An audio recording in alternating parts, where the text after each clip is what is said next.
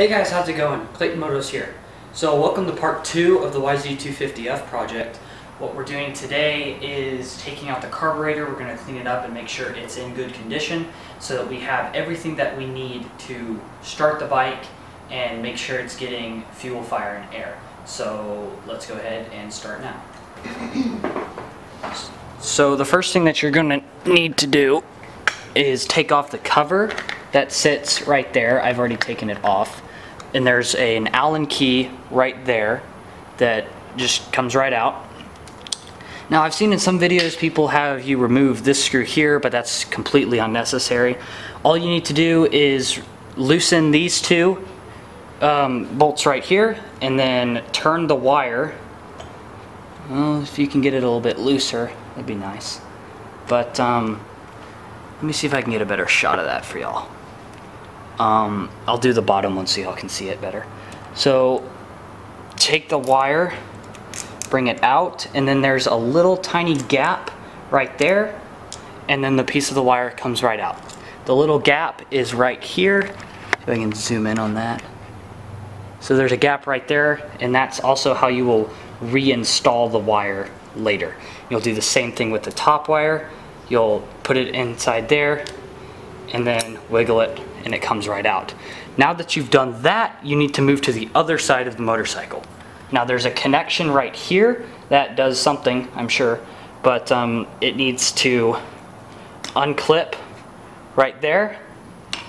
Okay, so now that we are on the other side of the motorcycle comes probably the most labor-intensive part, but it's not really that difficult. You need to remove the subframe so you can take off the air box because it's in the way.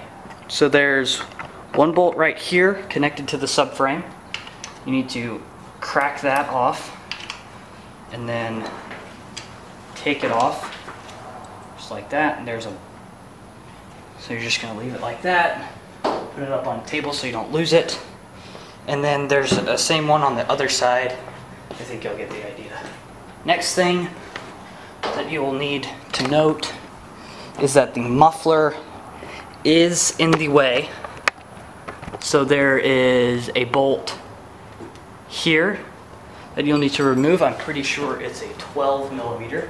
Right here next to the Kickstarter is another Allen key, and this one is a little bit smaller than what I had. Lots of Allen keys on this bike, but you're going to need to, oops, that's too small. You're going to need to get this off just so you can take off the muffler, and sometimes they can be really annoying, so you need to crack them really good.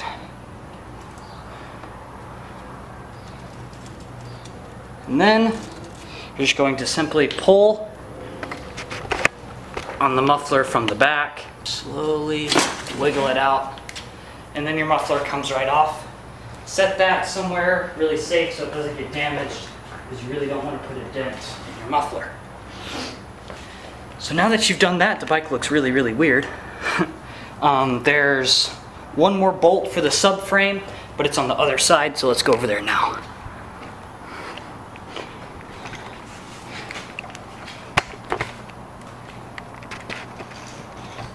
Thanks.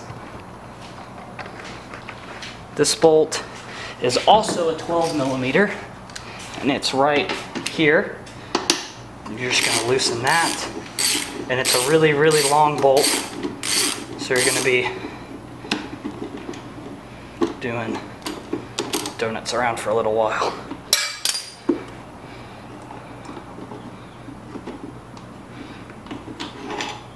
Bend it out of the way like that. You don't need to take it completely off because that's a little bit more disassembly than I'd like to do.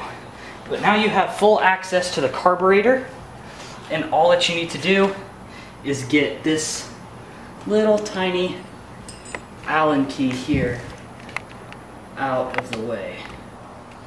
So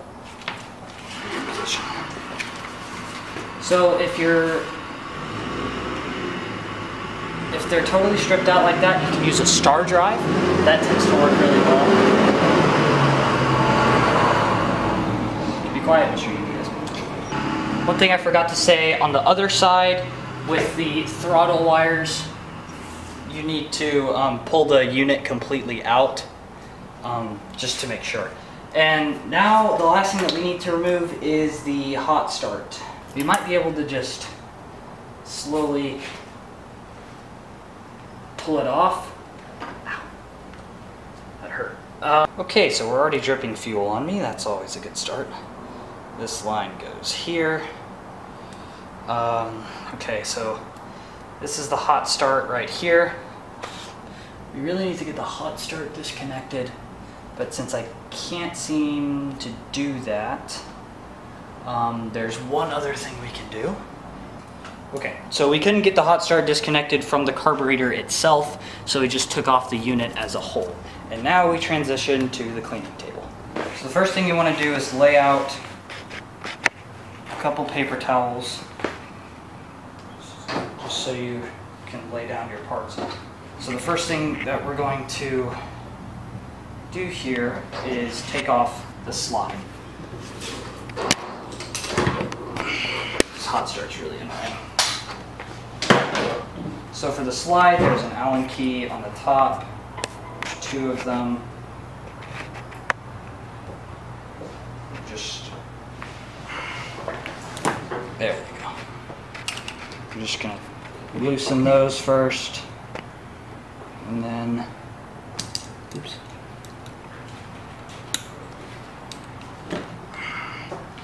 Crack them and then spin them right out. So then you're just going to bust it and slide it out of the way. Make sure that you do not lose this O-ring, because it's very important. So next thing you're going to do is take out the slide screw here. And to do that, I'm going to need a little screwdriver. Now what's concerning to me right now is that that screw looks quite stripped. So I don't know if I'm going to be able to get it out. And if I can't, then I will revert back to the star drive technique and see if this one fits inside, and it does not. It's too big. Okay, so new trick for all you guys that are kind of new to this kind of stuff. If you have a really stripped out screw, what you use is a pair of hand vice grips, and you tighten them really tight, like barely able to clamp it down. You clamp it down on the screw and it'll come right out. And we'll show you exactly what was up with this screw. See, there we go. Now, I don't even know if I'm going to be able to, there we go. This is what the inside of this screw looks like. And before we put this carb back together, we are getting a new screw, because that's ridiculous. So now, what we do is pull out the slide. The wheel fell off, but that's okay. So now the slide, this is a slide, it looks kind of like a cart. So it sets right there, and we are done with that. Never look at it again. No, I'm kidding. So next on the list is we have to take off the bottom here. Now these hoses are really, really glued into position, I'll say. There's 4 Allen keys down on the float bowl.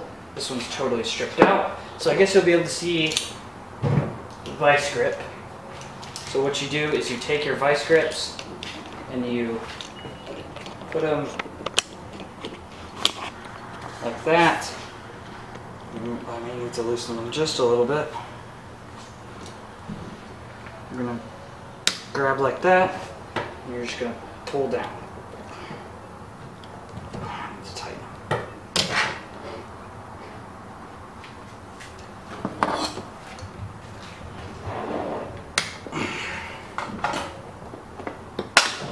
There it goes. See that? Now, I should be able to turn this even though it's completely stripped out. And no gas is spilling out right now, so that probably means the gasket's good, which is extremely helpful. So we'll take a couple paper towels, wad them up, and stick them at the corner that we're gonna open it. Nothing fell out. That, my friends,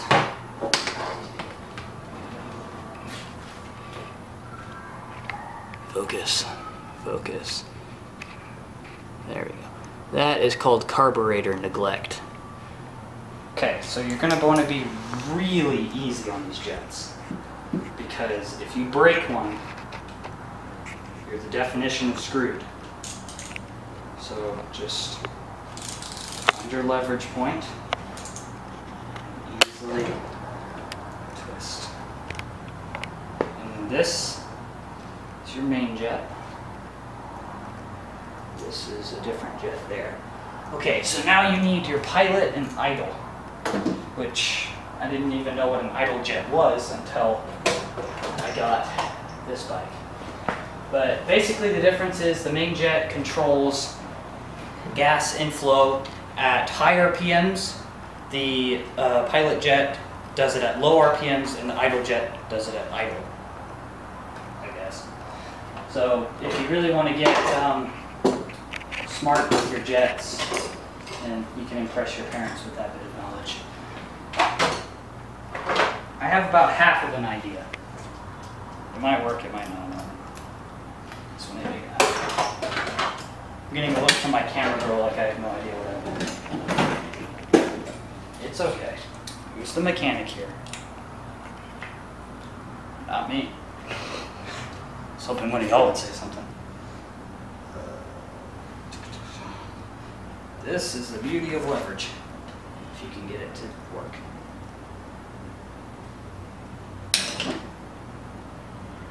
Leverage.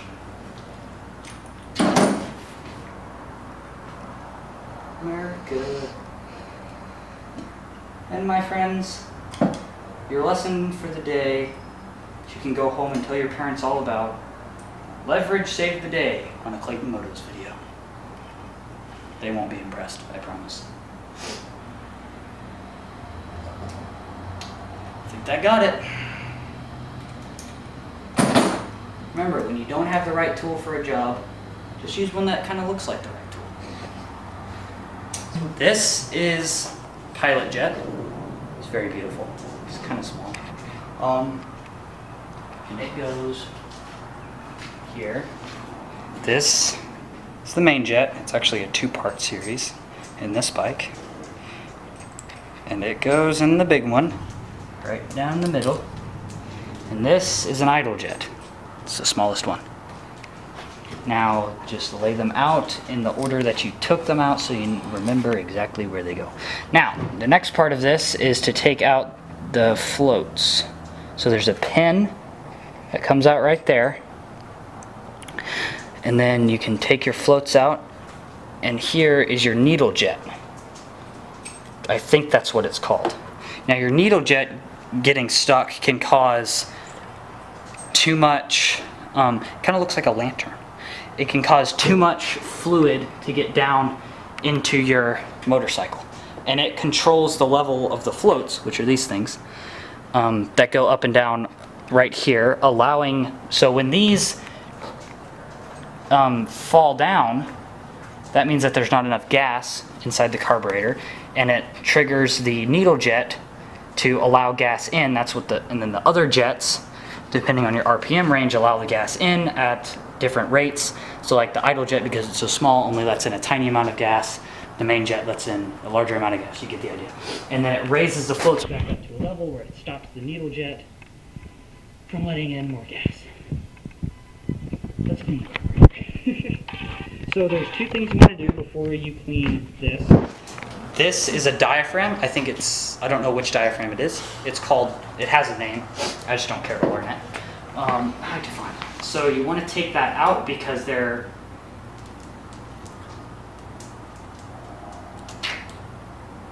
doesn't want to come out. Because there is a rubber component in there, and carb cleaner destroys rubber components. So now this diaphragm cap comes out, and there's a little spring. And then there's the diaphragm itself, which you just want to carefully pull out like so. And remember that the pointy end goes down.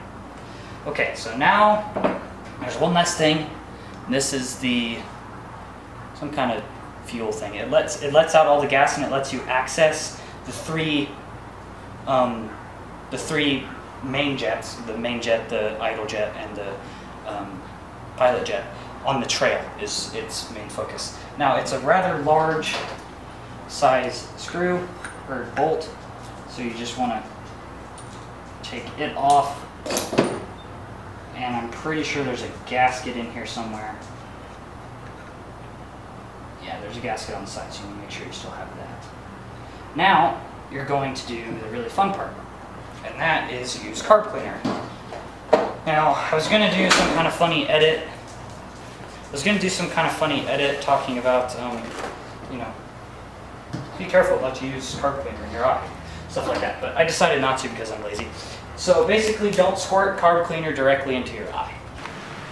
Okay, so the pilot jet is extremely clogged up. So what we're going to do is insert the straw into the back of it here, and then turn away because we don't want to get that in our eye, and then spray. Now that will do. Now we'll do that on both sides, and we'll leave that like that for now, and then we'll run through the other jets. Still not clear yet, so we're going to take a shot of compressed air through it. That'll hopefully clear out whatever's in there. I'm just going to do it really quick. That did something. Oh, look at that. Clear through. Now what you want to do is take your float bowl, which is this. You want to take off the gasket if you can, but if you can't, don't worry about it because you really don't want to mess it up. So in my instance, I cannot just easily get that out. So we're going to take the carburetor cleaner and just try not to get it onto the gasket. And if we do, you wipe it off as soon as possible. So you just want to get a light spray inside the float bowl. And then just kind of let that swish around. And then just take a rag and wipe. That's what's coming off of it.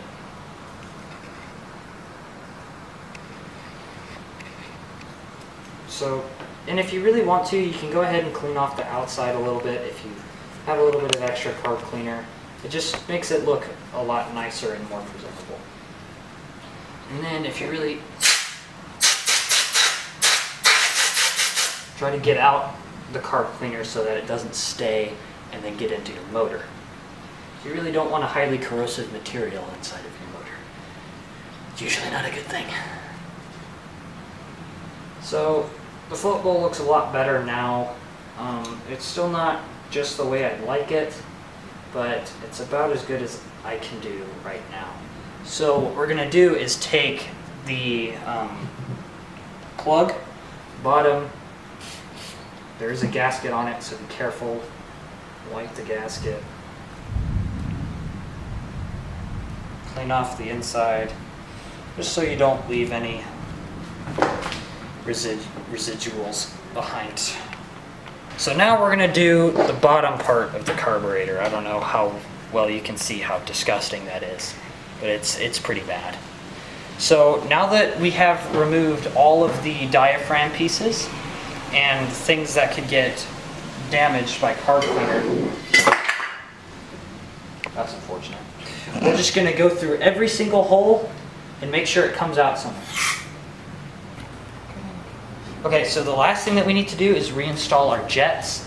So the idle jet goes on the highest jet surface, and you're going to take your little screwdriver, and since I do not know the exact way to tune this carburetor, we'll do that maybe in a future video. I'm just going to get it snug. Not tight, snug. Next goes the main jet, and where's my thing?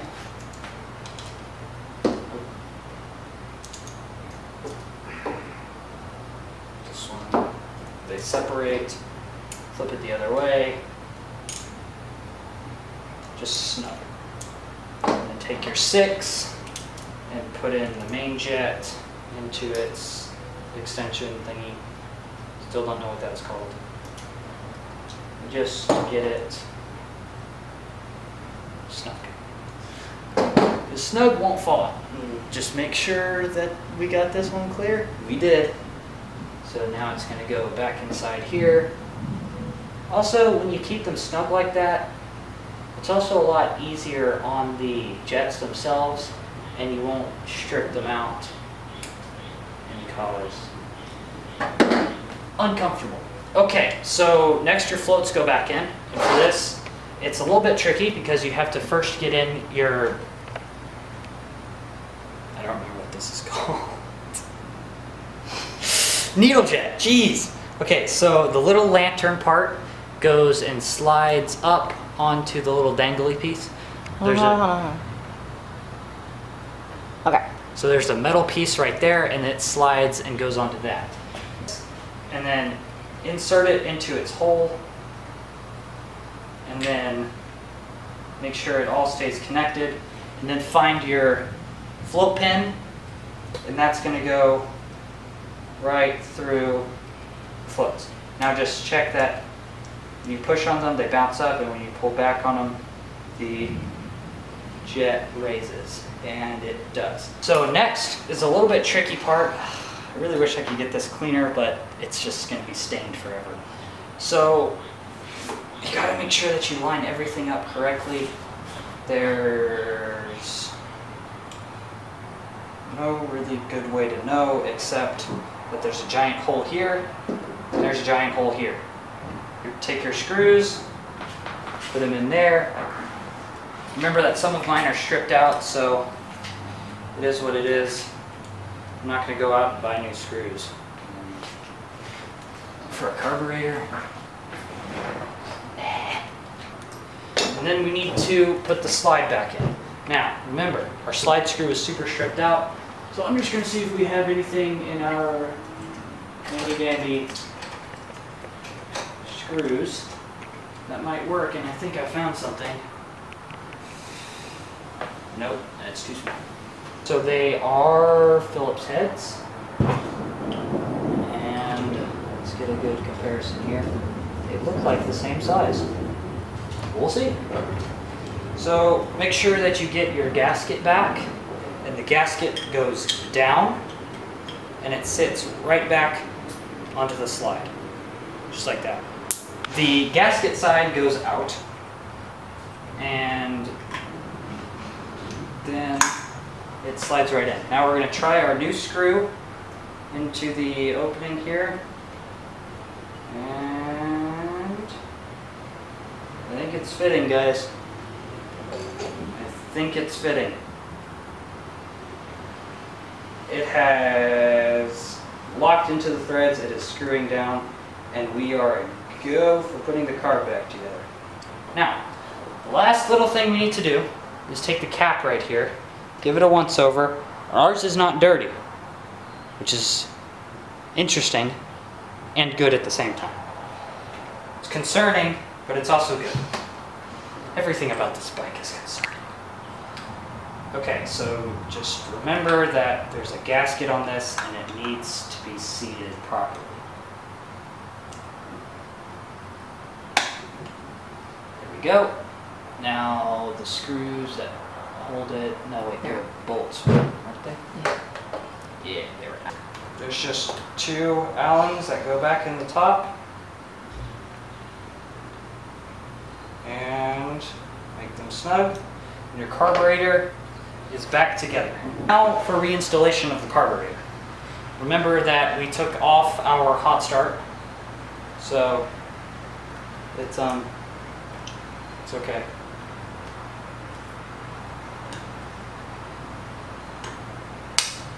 Now, if you will follow me over here. For reinstallation of your carburetor, you want to make sure that we put in, for us anyway, since we could not get it out any other way, we had to take off a couple things that normally you don't need to, but in our case you did. We had to take off the engine manifold here, but that gave me a good opportunity to give it a once over, and it looks okay to me, so we'll put it back in. So now there's a bunch of hoses that go down in here close to the spring. They have their own little bracket. And then once those get seated in there, just kind of slide it in and wiggle it back into place. Or it makes me look like an idiot, and I have no idea what I'm talking about. Okay, so there it goes. It's all back into place now. And let's bring you in for the close look. Okay guys, so here's our carburetor. One last thing to remember to install, because I'm an idiot and I forgot it, is the fuel line. And it just hooks right back into this gold piece here. And then it connects into your fuel tank. So just kind of swing that out of the way. The first thing you want to do is reinitiate your connection here, which just goes like that, and tuck that out of the way. And then you want to reintroduce your intake manifold to your carburetor like that. And then all you need to do is push your bolt back into the subframe like so. And then it just goes right back in. So it's a 12mm head on it.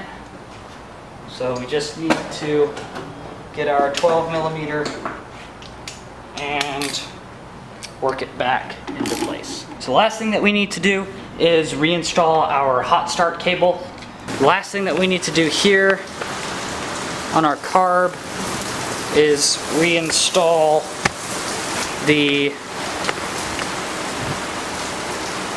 throttle cables. Because, you know, that's kind of important. So there's some nuts on this throttle piece. You just want to undo those so you can slide it back in right here. And then you're going to tighten those back up about as much as you can. But the first priority here is just getting your throttle cables reinstalled, because that can be quite tricky. Okay.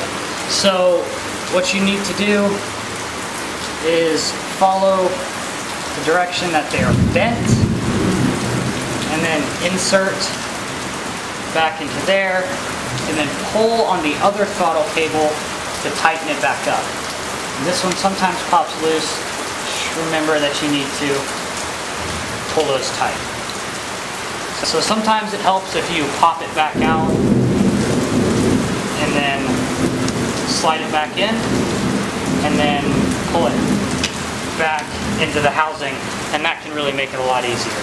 So now what we do is we take the nuts at the top here and screw them in so that we can get tight control of our throttle again.